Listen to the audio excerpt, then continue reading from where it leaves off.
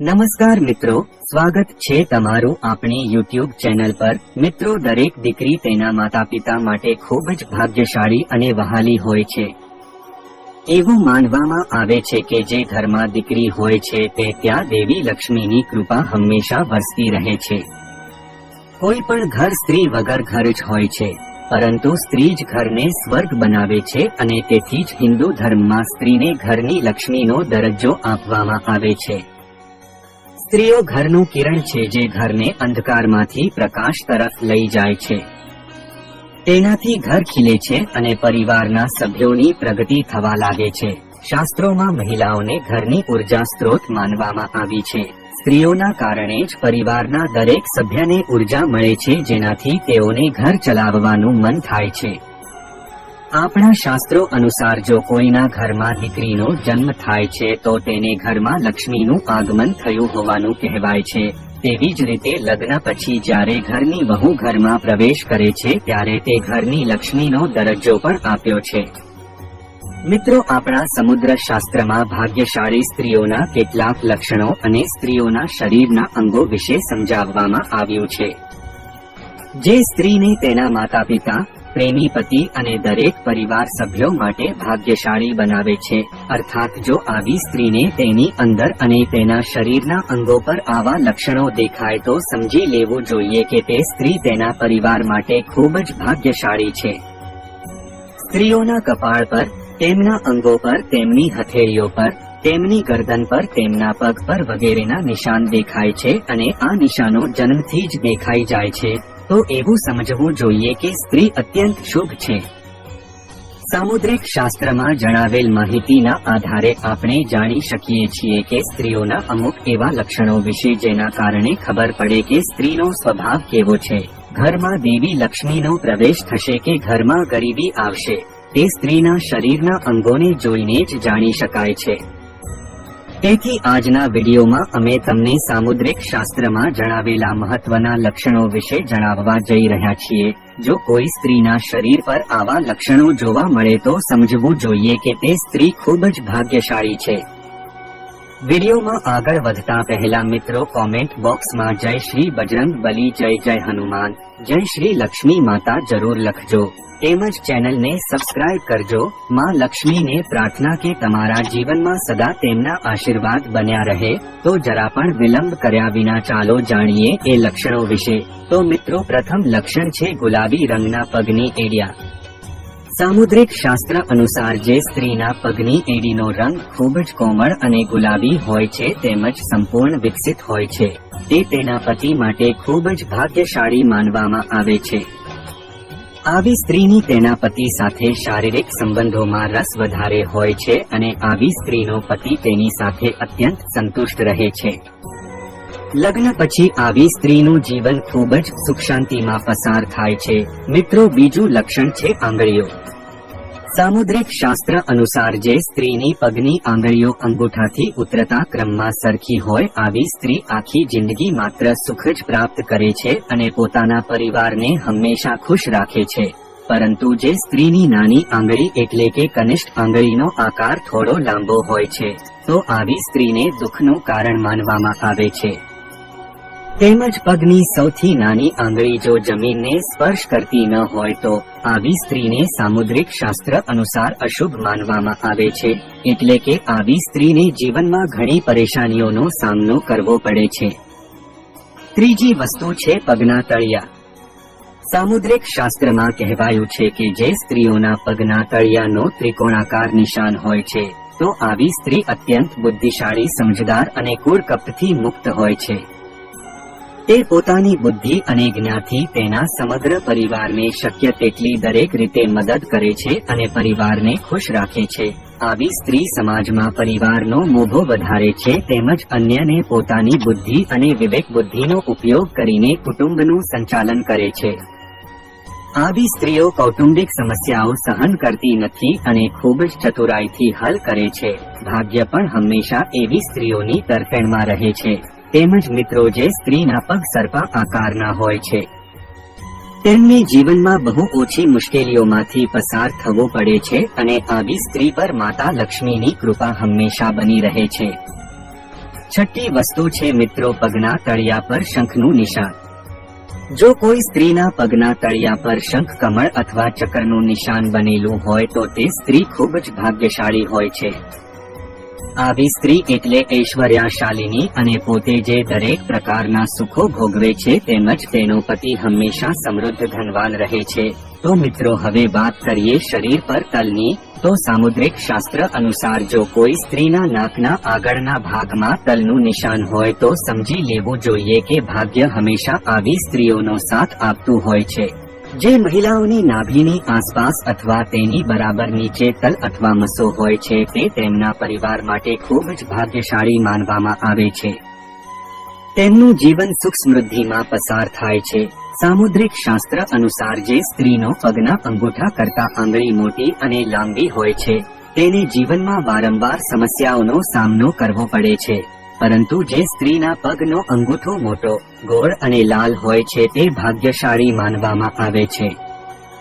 સામુદ્રિક શાસ્ત્રમાં કહેવાયું છે કે જે સ્ત્રીઓની નાભી ઊંડી અને ગોળ હોય છે આવી સ્ત્રી પોતાના જીવનમાં અનેક સુખનો આનંદ માણે છે.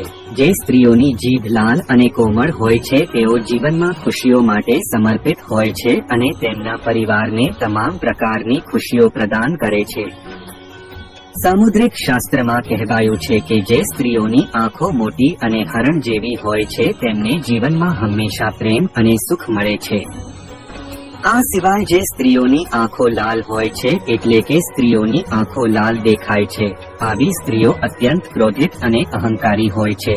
જે મહિલાઓના શરીરની ડાબી બાજુએ વધુ કાળા તલ અથવા મસા હોય છે તો આવી સ્ત્રીઓને સામુદ્રિક શાસ્ત્રમાં સૌથી વધુ ભાગ્યશાળી માનવામાં આવે છે.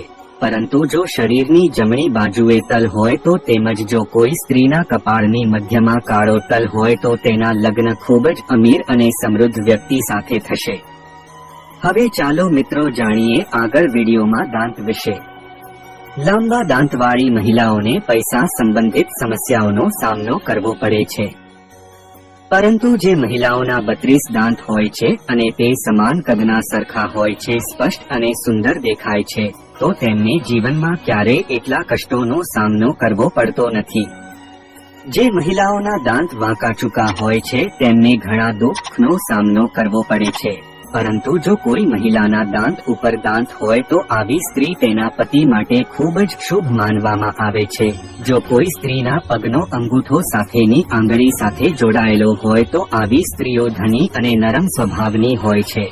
પરંતુ જે સ્ત્રીઓના પગની આંગળીઓ ખૂબ નાની હોય છે તેમજ તેમના પગની નસો દેખાય છે તો આવી મહિલાઓને જીવનમાં ઘણું સહન કરવું પડે છે.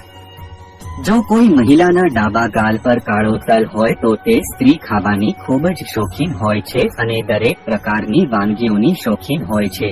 તેમજ આવી સ્ત્રીને અલગ અલગ ખાવાની ડીશો બનાવતા આવડતી હોય છે. આ જ કારણથી પરિવારના સભ્યો હંમેશા તેની સાથે ખુશ રહે છે.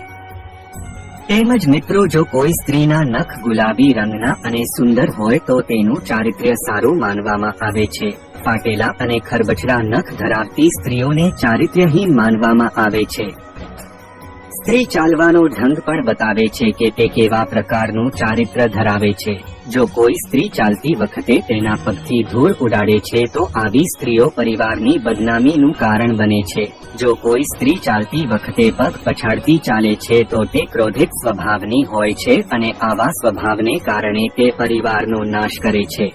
પરંતુ જે સ્ત્રીઓ ધીમેથી વિચારતી ચાલે છે તો આવી સ્ત્રીઓ ઘણી સમજદાર અને સંસ્કારી હોય છે. જે સ્ત્રીઓની આંખો પિયાસ પડતી અને ડરામણી દેખાય છે તે સમજો અને બુદ્ધિશાળી માનવામાં આવે છે. તેમજ આવી સ્ત્રીને ચારિત્રહીન કહેવામાં આવે છે. જે સ્ત્રીની ગરદન ખૂબ લાંબી હોય તે સ્ત્રી વંશનો નાશ કરનાર માનવામાં આવે છે. આગળ વાત કરીએ તો જો કોઈ સ્ત્રી જેનું કપાળ પહોળું હોય છે તે ચારિત્રહીન માનવામાં આવે છે. જો આવા શરીરના અંગો દેખાય તે સ્ત્રી તેના પતિ અને પરિવાર માટે અશુભ માનવામાં આવે છે અને પરિવારમાં પરેશાનીઓ પેદા કરે છે. જે સ્ત્રીના પગની વચ્ચેની આંગળી ખૂબ લાંબી તેમજ જાડી હોય તે અશુભ માનવામાં આવે છે. આવી સ્ત્રી સાથે ક્યારે લગ્ન ન કરવા જોઈએ. આ સિવાય મિત્રો સામુદ્રિક શાસ્ત્ર અનુસાર જે સ્ત્રીનો ચહેરો તેના પિતા જેવો હોય છે, એટલે કે તેના પિતા જેવો ચહેરો ધરાવતી સ્ત્રી દરેક માટે ભાગ્યશાળી માનવામાં આવે છે. સ્ત્રીને તક મળે તો તે જીવનમાં મોટી સફળતા મેળવે છે. પરંતુ માતા જેવો ચહેરો ધરાવતી સ્ત્રીને ક્રોધી, કપટી, લોભી અને પરિવારનો નાશ કરનાર કહેવાય છે. તેથી લગ્ન કરતી વખતે સ્ત્રીનો ચહેરો તેના પિતા જેવો હોવો જોઈએ. પરંતુ જો કોઈ પુરુષનો ચહેરો તેના પિતા જેવો હોય છે તો તે તેના પિતા જેવો દેખાય છે, તો તે વ્યક્તિ તેની પત્નીને જીવનમાં ખૂબ કષ્ટો આપે છે અને પરિવારમાં દુઃખ અને મુશ્કેલી લાવે છે. પરંતુ જે પુરુષનો ચહેરો તેની માતા જેવો હોય છે તે પુરુષ ખૂબ જ ભાગ્યશાળી હોય છે અને દરેકને પ્રેમ કરે છે. આચાર્ય ચાણક્યએ તેમની નીતિમાં સ્ત્રીઓના આવા 4 ગુણો વિશે જણાવ્યું છે. જો કોઈ સ્ત્રીમાં આ 4 ગુણો હોય છે તો આવી સ્ત્રી સમાજ માટે, પરિવાર માટે અને પતિ માટે શ્રેષ્ઠ ગણાય છે. પહેલો ગુણ સંતોષ છે. આચાર્ય ચાણક્ય કહે છે કે જે સ્ત્રી તેના પતિ માટે સારી હોય છે, જે સ્ત્રી પોતાના પતિની કમાણીથી સંતુષ્ટ હોય છે અને નવી વસ્તુઓની માંગણી કરતી નથી, તે તેના પતિ સાથે સુખી જીવન જીવે છે. અને અસંતુષ્ટ સ્ત્રી ચારિત્રહીન હોય છે અને પૈસાની લાલચને કારણે તે તેના પતિ સાથે પણ વિશ્વાસઘાત કરી દે છે.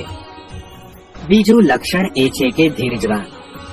સ્ત્રી માટે ધીરજ રાખવી ખૂબ જ જરૂરી છે. જે સ્ત્રી પોતાના પતિને દુઃખના સમયે છોડતી નથી તે ધીરજવાન સ્ત્રી છે અને આવી સ્ત્રી સાથે લગ્ન કરવા શ્રેષ્ઠ માનવામાં આવે છે. ત્રીજું લક્ષણ એ છે કે જે સ્ત્રી ધન સંપત્તિનો બચાવ કરે છે, પૈસાને બિનજરૂરી વસ્તુઓમાં ખર્ચ નથી કરતી, જો તે પૈસાનો બગાડ ન કરે તો આવી સ્ત્રીને શુભ માનવામાં આવે છે. અને ચોથું લક્ષણ છે મીઠી વાણી.